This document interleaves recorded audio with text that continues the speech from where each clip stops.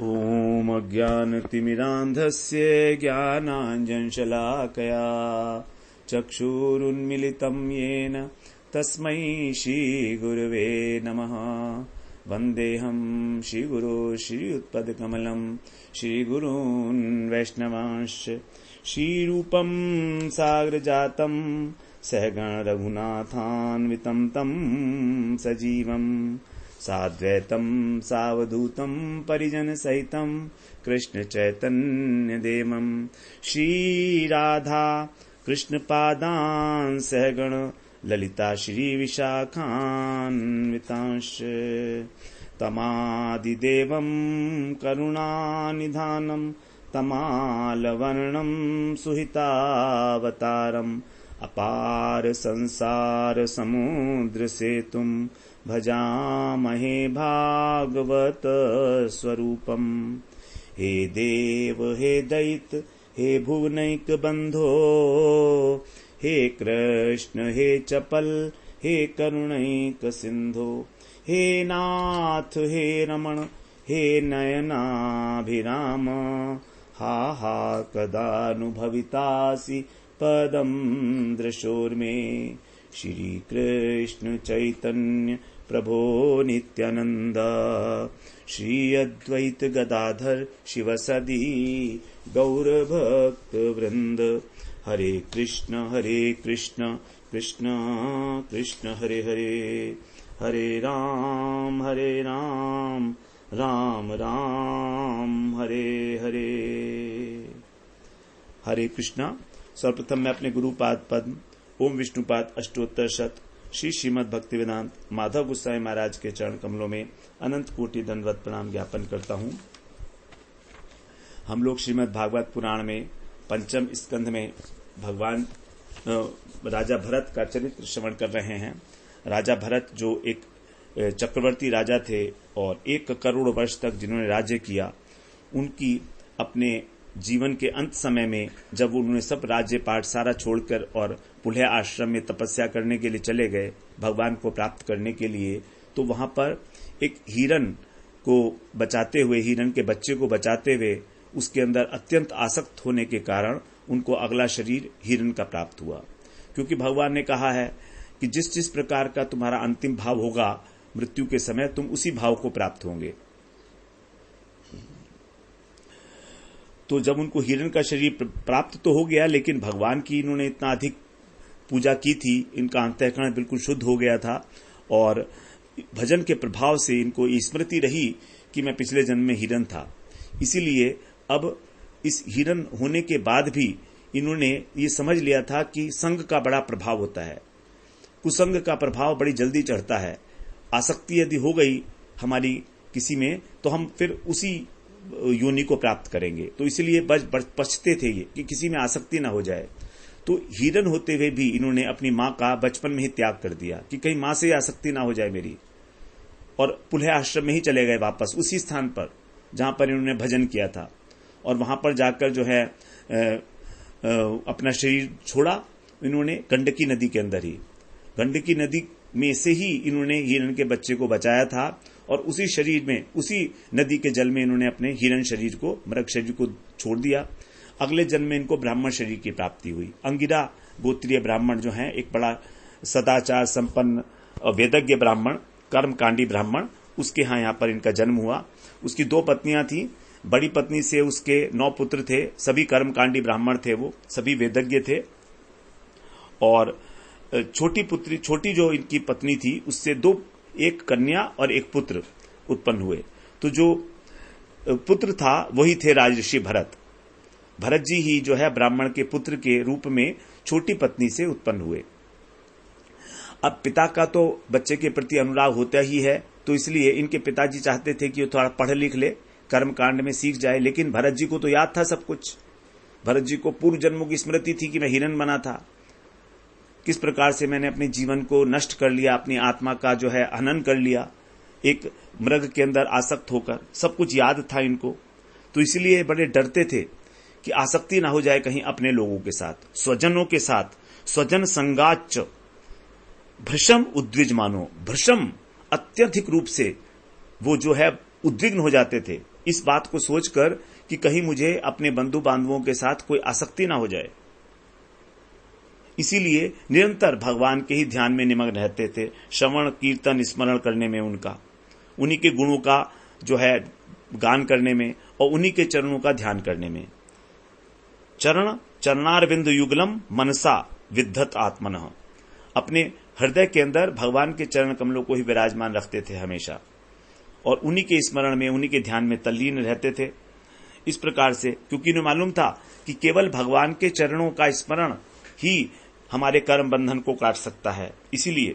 और दूसरों के सामने एक पागल की तरह से पेश आते थे, अंधा, पागल, बहरा, जैसे कुछ सुनाई नहीं देता हो, बिल्कुल मूर्ख की तरह। ये सब इनका एक बाहरी व्यवहार मात्र था, थे नहीं किसी भी प्रकार से वो मूर्ख। अब पिता का तो स्नेह होता ही है पुत्र में। पिता सोचे कि देखो तो ये मेरा जड़ बुद्धि पुत्र पैदा हो गया है, लेकिन कोई बात नहीं है, क्या करूं, ब्राह्मण है तो इसका यज्ञोपवीत तो करा ही नहीं पड़ेगा। यज्ञोपवीत कराया। 4 मास तक उनको गायत्री याद कराने का वो प्रयास किया, लेकिन नहीं सीख पाए गायत्री 4 मास तक। फिर भी यज्ञोपवीत संस्कार करा दिया गया।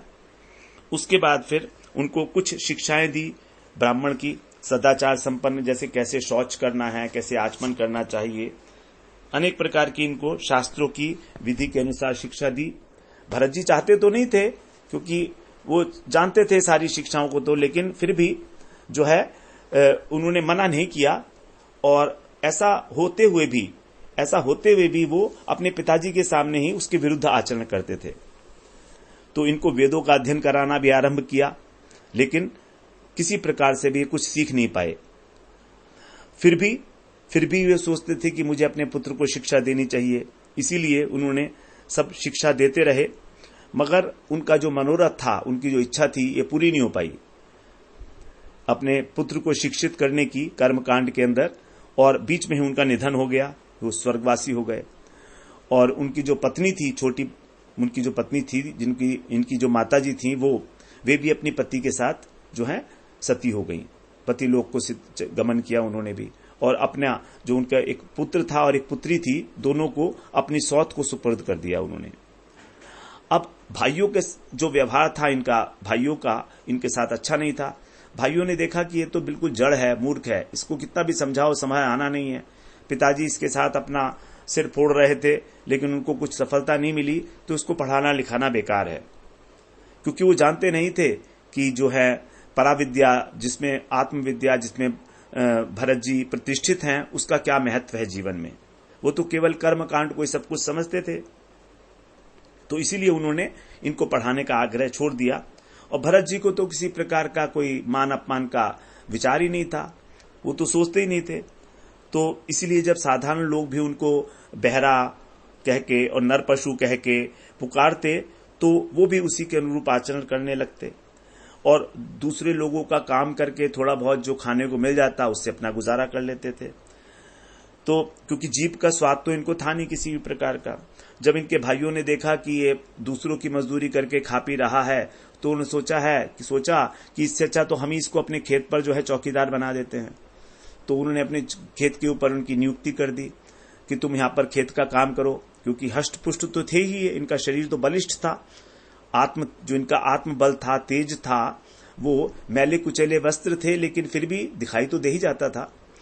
तो इस प्रकार से यज्ञोपवीत भी गंदा हो चुका था इनका, उसको भी साफ नहीं करते थे कभी भी।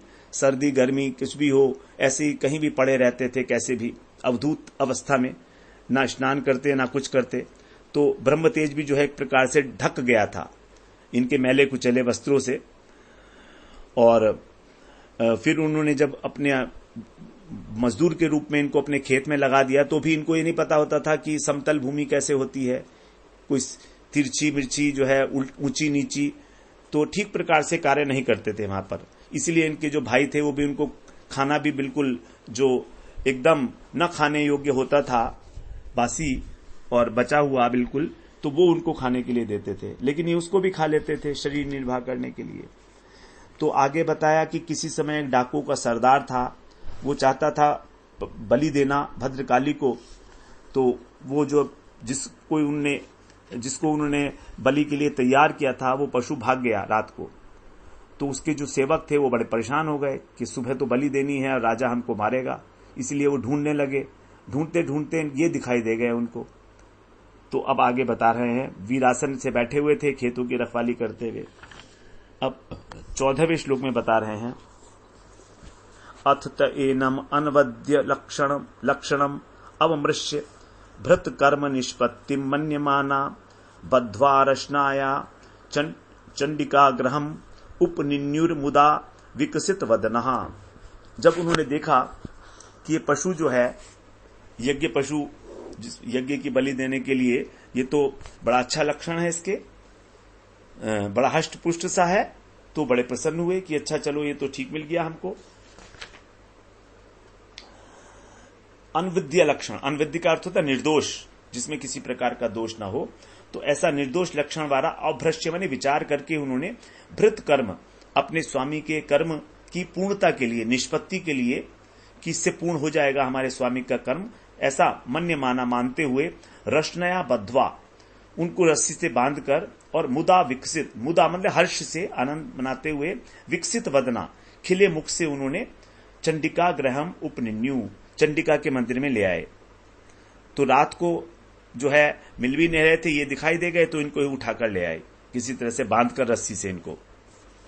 इन्होंने मना भी नहीं किया होगा, क्योंकि इन्हें तो किसी प्रकार का कोई प्रतिकार करने का तो प्रश्न ही नहीं है।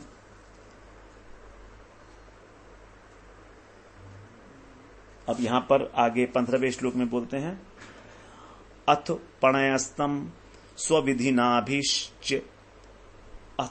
नाभिश्च आहतेन वाससाच्छाद्य भूषण आलेप स्रग तिलकादिभिर उपस्कृतम भुक्तवंतम धूप दीप माल्य लाज किसलय अंकुर फलोपहारोपते हार उपेतया वैशस संस्थया महता गीत स्तुति मृदंग प्रणव घोषेण च पुरुष पशुम भद्रकाल्या पुरत उपवेशयामासु।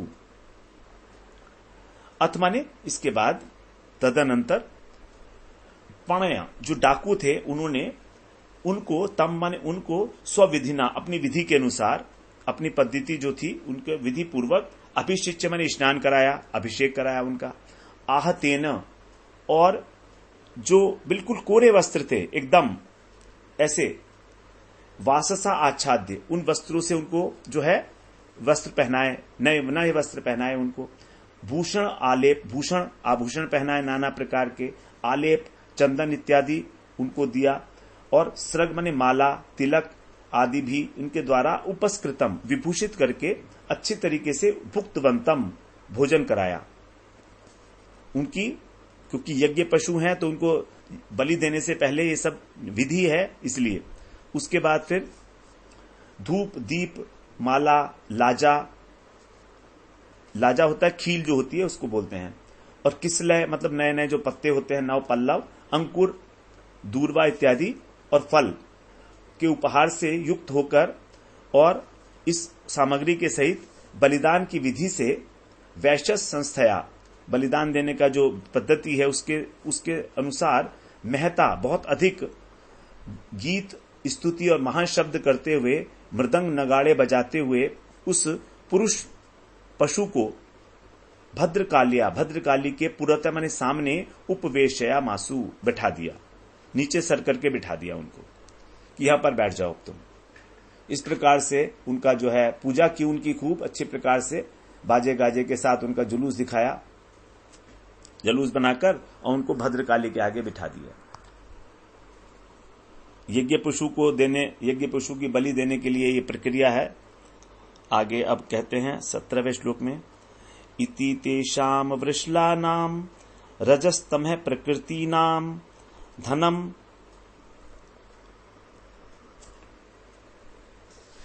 नहीं 16वां रह गया अभी हमारा, अथ 16वां रह गया, अथ वृषलराज पणि पुरुष पशो अस्त्रिक आसवेन देवीं भद्रकालीं यक्ष माण तत् अभिमंत्रितम असिम अतिकराल निशितम उपाददे। अति कराल बहुत भयानक, निशित असी जो तीक्ष्ण, निशित का मतलब होता है तीक्ष्ण, और असी माने तलवार, और उपादधे माने उठाई, एक खड्ग उठाया बड़ा तीक्ष्ण। वो खड्ग कैसा था? अभिमंत्रित, देवी के जो मंत्र थे उससे अभिमंत्रित था वो तरफ देवी, जो खड्ग था। क्यों उठाया? अथ माने तदनंतर, उसके पश्चात वृषल राज जो डाकू के सरदार थे, उनके जो पुरोहित थे, उसने, लुटेरे ने, वो भी एक पुरोहित था, उसने पुरुष पशु के अस्रक आसवेन, रक्त के द्वारा, रुधिर के द्वारा देवी भद्रकाली को यक्षमाण है तृप्त करने के लिए, तत् अभिमंत्रितम, उन देवी के मंत्रों से अभिमंत्रित अति कराल बहुत भयानक और तीक्ष्ण तलवार उठाई। तो जो दस्यु का पुरोहित बना हुआ था वो भी एक लुटेरा ही था, उसने इस प्रकार से उनको मारने के लिए खड्ग उठाया। अब 17वें श्लोक में बोलते हैं, इति तेषां वृषलानां रजस्तमः प्रकृतीनां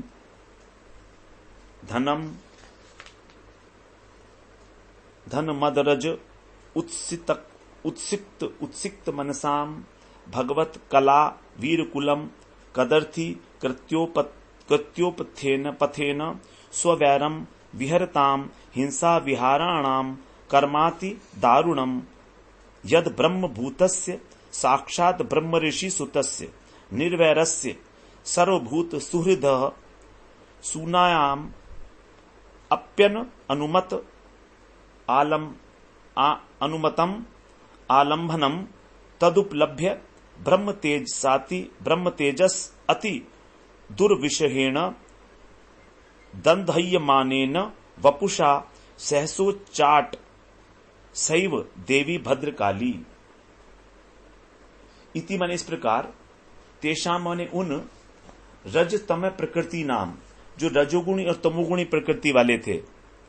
डाकू लोग क्या होते हैं? रजोगुणी और तमोगुणी प्रकृति वाले होते हैं। और धन मद रज, धन के मद से अत्यंत उत्सिक्त मनसाम, उनका जो चित्त था वो अत्यंत उन्मत्त था, मत्त था धन के अभिमान से, क्योंकि हमारे पास बहुत धन है। भगवत कला, जो भगवान की कला से, और वीर कुलम कदर्थी कृत्य, ब्राह्मणों का तिरस्कार कर रहे थे।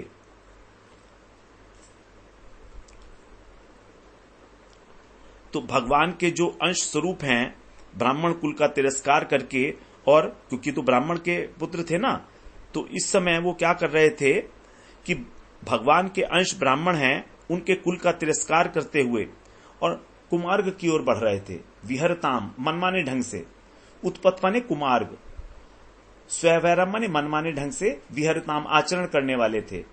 ऐसे हिंसा विहाराणाम, जो स्वाभाविक रूप से जो हिंसा वृत्ति को धारण करने वाले थे, ऐसे वृषला नाम, जो शूद्र हैं, इनका जो कर्म अति दारुणम, अत्यंत भयंकर कर्म था ये। तो ये जो डाकू लोग थे, ये अत्यंत भयंकर कर्म में प्रवृत्त होने वाले थे, और भगवान के जो अंश स्वरूप ब्राह्मण हैं, उनका तिरस्कार करके अपने मनमाने ढंग से स्ववैरम आचरण करते हुए हिंसा की ओर बढ़ रहे थे, हिंसा करना चाहते थे, कुमार्ग की ओर बढ़ रहे थे।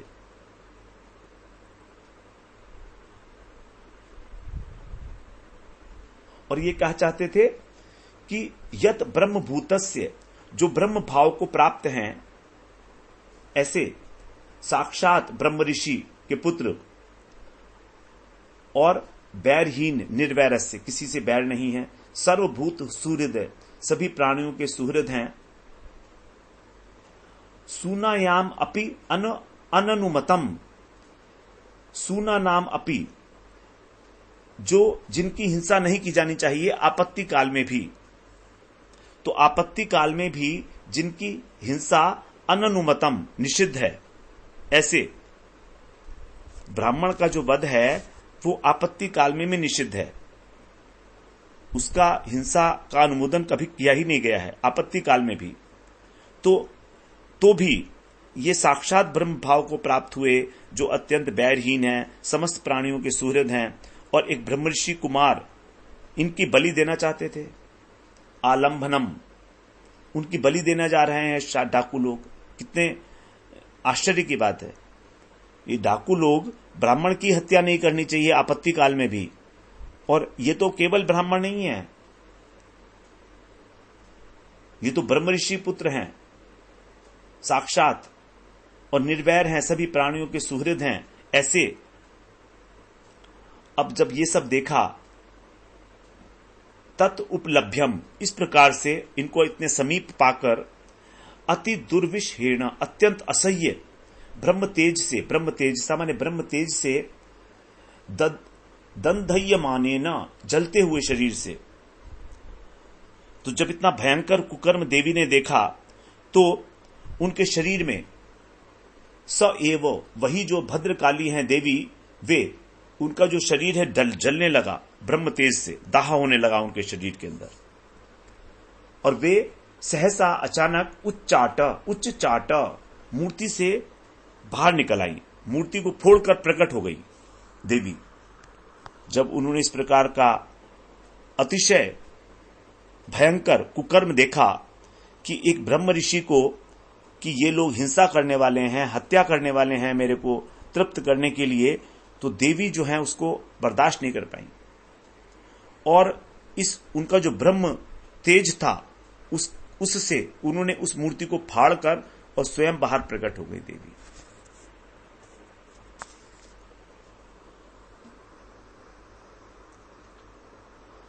अब आगे बोलते हैं 18वें श्लोक में, भृशम अमर्ष रोषावेश रभस विलसित भ्रकुटिम विटप कुटिल दंष्ट्रा अरुणिक्षेण आटोप अति भयानक वदना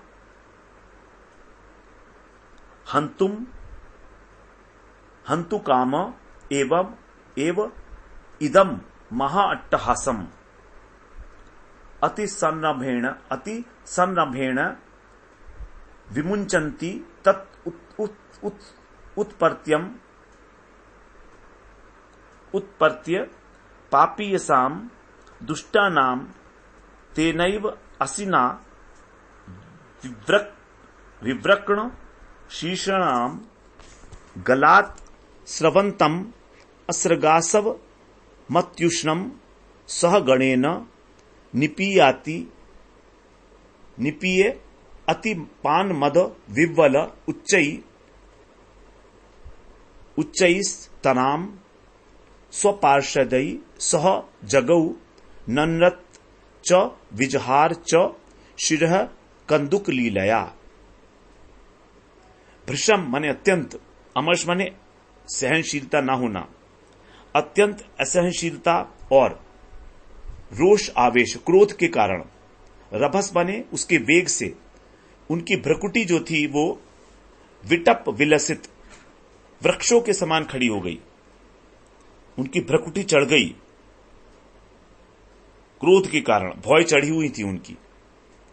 कुटिल दंश्रा, उनकी जो दाढ़ें थी अत्यंत विकराल, और अरुण ईक्षण लाल लाल नेत्र के कारण उनका जो चेहरा था वो अति भयानक वदना, अत्यंत भयानक मुख वाली।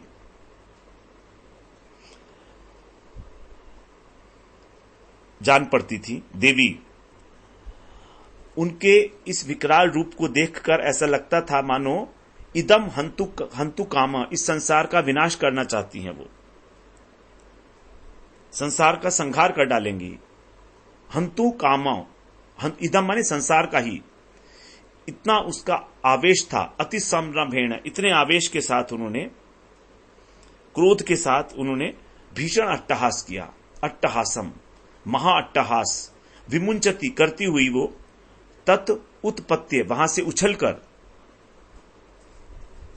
अर्थात मूर्ति को फोड़कर, तेन माने उसी, असीना माने तलवार से, पापी यसाम दुष्टा नाम, जो पापी और दुष्ट डाकू थे उनके विव्रकण, कटे हुए सिर, शीशाणाम, उनके सिर काट दिए। उसी तलवार से उन्होंने सिर काट दिए उसके। और फिर जब सिर काट दिए गए तो गलात स्रवंतम, उनके गले से जो बहता हुआ अति उष्णम, गरम गरम अस्रक आसवम, जो रुधिर था उसको उन्होंने आसव के रूप में सहगणेन, अपने गणों के साथ, निपीय मने पिया, और पीकर वो उन्मत्त हो गईं। अति पान मद, अत्यधिक पीने के कारण वो नशे से विह्वल हो गईं, उन्मत्त हो गईं। और स्वपार्षदय सह, और अपने पार्षदों के साथ उन्होंने उच्चई तराम, बहुत ऊंचे स्वर से, जगो मने गाने लगी, जगो गाने लगी, और ननरत नाचने लगी, और नाचती हुई शिरा कंदुक, उनके जो सिर थे उनको गेंद की तरह बनाकर लीलया विजहारा, गेंद बनाकर खेलने लगी उनके सिरों से।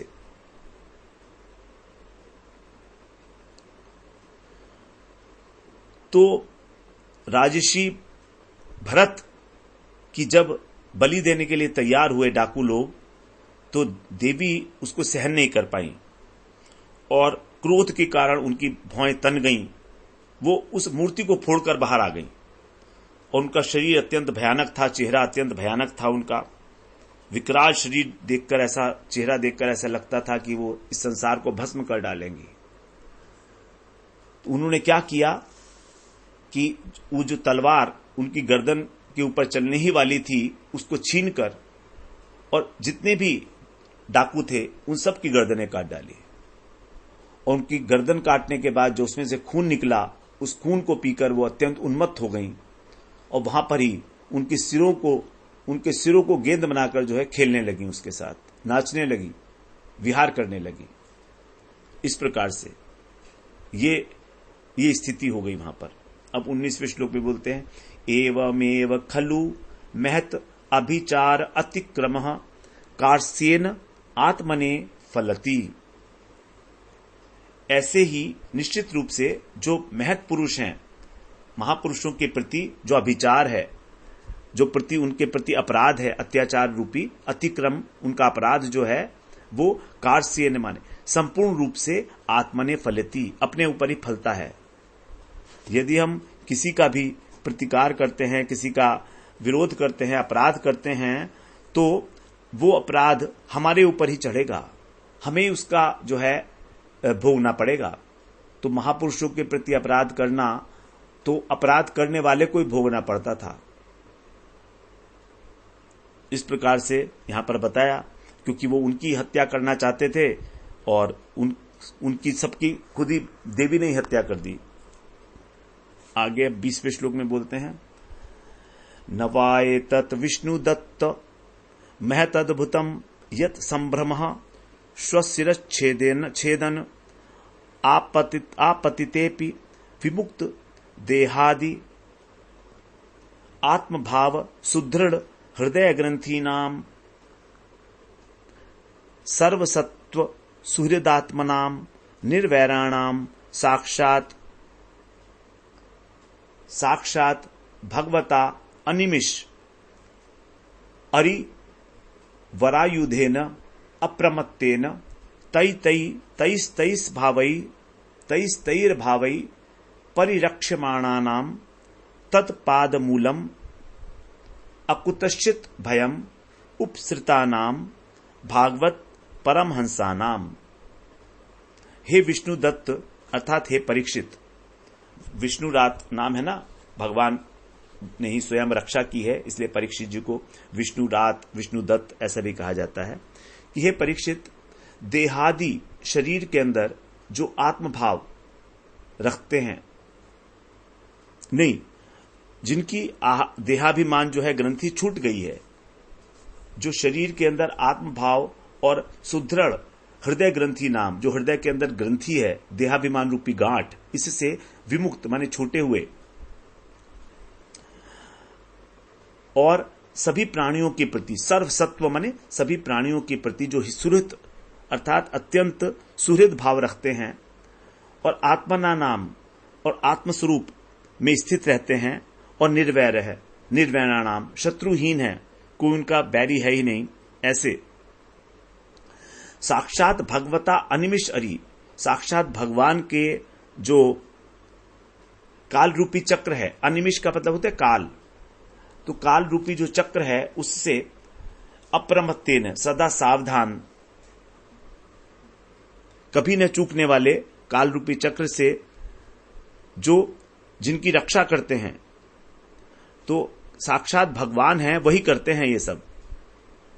भद्रकाली आदि जो अनेक रूप धारण करके अपने कभी न चूकने वाले शिष्ट से जिनकी रक्षा करते हैं और जिन्होंने भगवान के चरणों का आश्रय लिया हुआ है, तत्पाद मूलम उपसृताम,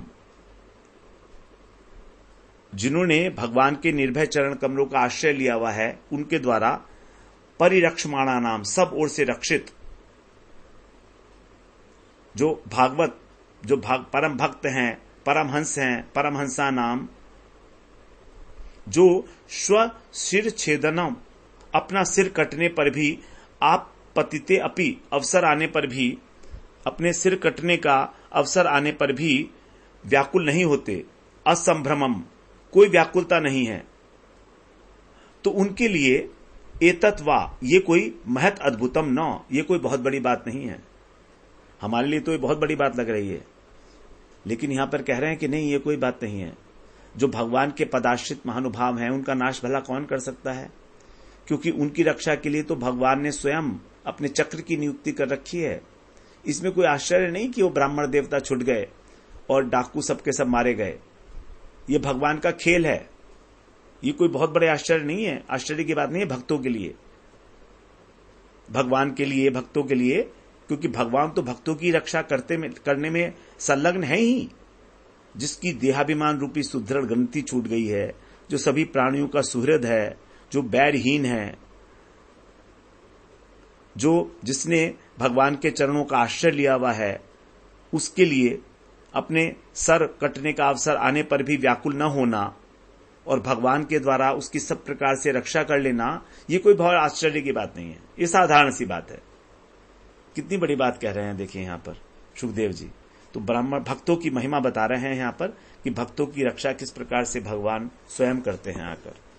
तो बड़ी सुंदर बात है। अब यहां पर कुछ एक बात है कि जो देवी हैं वो प्रकट हुई और देवी ने उनको जीवन दान दिया, एक प्रकार से यही कहना पड़ेगा ना भरत जी को। तो भरत जी को उन्होंने मरने नहीं दिया, लेकिन भरत जी ने क्या कभी देवी की कोई स्तुति की? भरत जी ने क्या देवी को कोई धन्यवाद दिया? क्या हाथ जोड़कर उनके सामने कोई विनय की? कुछ भी नहीं किया, ऐसा कुछ भी नहीं लिखा है यहां पर। अगर ऐसा होता तो बताते, तो थैंक्स भी नहीं कहा उन्होंने, क्योंकि भरत जी ने तो बुलाया नहीं था ना देवी को प्रकट होने के लिए। तो देवी तो अपने आप प्रकट हुई हैं, तो जब बुलाया नहीं तो फिर भेजेंगे क्यों, स्तुति क्यों करेंगे? तो जिसने देवी को भेजा है हम तो उसी का भजन करते हैं। भरत जी तो उसी के चिंतन में जो है निमग्न है ना, भगवान के चरणों में निमग्न है भगवान। तो भगवान ने ही प्रेरित करके देवी को यहां पर उनकी रक्षा के लिए भेजा है। भगवान के चिंतन में तो 24 घंटे ही निमग्न है। गर्दन पर तलवार रखी है तो भी वो प्रार्थना नहीं कर रहे हैं, क्योंकि वो सोचते हैं कि ठीक है, यदि मरना ही मेरा प्रारब्ध है तो मुझे मरना ही चाहिए, ये विश्वास है उनको। तो भक्ति जो है वो पूरी की पूरी विश्वास के ऊपर टिकी है। भरत जी की तो अभेद बुद्धि है, वो किसी के अंदर बैर को, द्वेष को देखते ही नहीं। वो तो देखते हैं सब में वही है, डाकुओं में भी वही है, मेरे ही इष्ट हैं, देवी में भी मेरे इष्ट हैं। तो एक रूप से वो जो है मेरे को मारना चाहते हैं और दूसरे रूप से उन्होंने मेरी रक्षा कर ली है, बस। उनको कोई किसी प्रकार की व्याकुलता ही नहीं है। इस प्रकार के समदृष्टि को रखने वाले भरत जी कि भगवान स्वयं आकर देवी को प्रेरणा करके रक्षा कर रहे हैं, इसमें कोई आश्चर्य की बात नहीं है। डाकुओं ने कितने ही लोगों की बलि चढ़ाई होगी आज तक, लेकिन कितना ही, और भरत जी को वो दुर्भावना के साथ ही तो लाए थे बलि चढ़ाने के लिए, लेकिन फिर भी संग तो हो गया ना डाकुओं को। तो कम से कम डाकुओं को संग होने के कारण देवी के दर्शन तो हुए। डाकुओं को मारा तो देवी ने ही ना, तो ये भी तो उनकी गति हो जाएगी, एक सदगति। देवी के द्वारा मारे गए हैं डाकू, साधारण व्यक्ति के द्वारा नहीं मारे गए हैं। तो देखिए किस प्रकार से दुर्भावना के साथ भी और साधु का संग जो है किस प्रकार से कल्याण करने वाला हो जाता है जीवन में हमारे। भरत जी के दो विशेष गुण यहां पर लगते हैं, एक अभय और निरपेक्षता। अभय, बिल्कुल भय नहीं है उनको, कोई व्याकुलता नहीं है उनके हृदय के अंदर। नीची गर्दन करके बिठा दिया और तलवार बिल्कुल तैयार है उनको काटने के लिए, लेकिन वो ना तो भगवान से स्तुति कर रहे हैं कि आप मुझे बचाइए, ना देवी से स्तुति कर रहे हैं आप मुझे बचाइए। स्वीकार, जीवन में इस प्रकार का स्वीकार होना चाहिए, जीवन में इस प्रकार का विश्वास होना चाहिए कि भगवान जो कुछ भी कर रहे हैं मेरे साथ बिल्कुल बिल्कुल बिल्कुल ठीक कर रहे हैं। ऐसा ही होना चाहिए जो अभी हो रहा है। So what ever is happening at the moment is happening only in perfection. जो कुछ भी हो रहा है वो बिल्कुल परफेक्ट है, उसमें किसी प्रकार का कोई दोष नहीं है। ऐसा ही होना चाहिए तो ऐसा हो रहा है। इसमें भगवान की प्रार्थना करने की भी आवश्यकता उन्होंने नहीं समझी। तो ये वही कर सकता है जिसका देहाभिमान नष्ट हो गया है, जो भजन में इतना भाव स्थिति तक पहुंचे हुए भरत महाराज हैं। तभी तो आज हम उनकी कथा श्रवण कर रहे हैं सब। और दूसरी विशेषता उनकी निरपेक्षता। निरपेक्ष हैं, किसी से कोई अपेक्षा नहीं है उनकी, देवी से भी कोई अपेक्षा नहीं, भगवान से भी कोई अपेक्षा नहीं रखते हैं। तो अभय और निरपेक्षता, ये दो विशेष गुण भरत जी के चरित्र में यहां पर स्पष्ट रूप से हमको लक्षित होते हैं। और भक्तों का भी यही स्वभाव है, भक्त जो है निरपेक्ष होता है। यदि भक्त निरपेक्ष नहीं होगा तो धर्म की रक्षा नहीं कर सकता है, अपने भजन की रक्षा नहीं कर सकता है, लोग उसको जीना नहीं देंगे। उसे निरपेक्ष होना पड़ेगा, किसी का पक्षपात नहीं, किसी का पक्षपात नहीं, केवल एक उद्देश्य कृष्ण। जो कृष्ण के अनुकूल है वो ठीक, जो प्रतिकूल है उनको त्यागना है, उनकी उपेक्षा करनी है। तो यहां पर भरत जी ने उपेक्षा कर दी, सबकी उपेक्षा कर रहे हैं, किसी के प्रति द्वेष भाव नहीं रख रहे हैं, केवल उपेक्षा कर रहे हैं। इस प्रकार से हम लोग आज ये 9वां अध्याय श्रवण किए। अब हम अगले सत्र में 10वें अध्याय में प्रवेश करेंगे, जहां पर अब प्रसंग बदल जाएगा। जड़ भरत जी जो हैं उनका राजा रहुगण से भेंट होगी और रहुगण को फिर वो बड़ा तात्विक उपदेश देंगे। तो हमारे आगे के कुछ अध्याय जो है बड़े तत्व की दृष्टि से बड़े महत्वपूर्ण रहेंगे। 10वां 11वें अध्याय में जो है उपदेश देंगे भरत जी, और यहां पर उनकी भेंट होगी जड़ भरत जी की। और फिर 12वें अध्याय में 12वें अध्याय में भी रहुगण प्रश्न करेंगे, उसका समाधान होगा।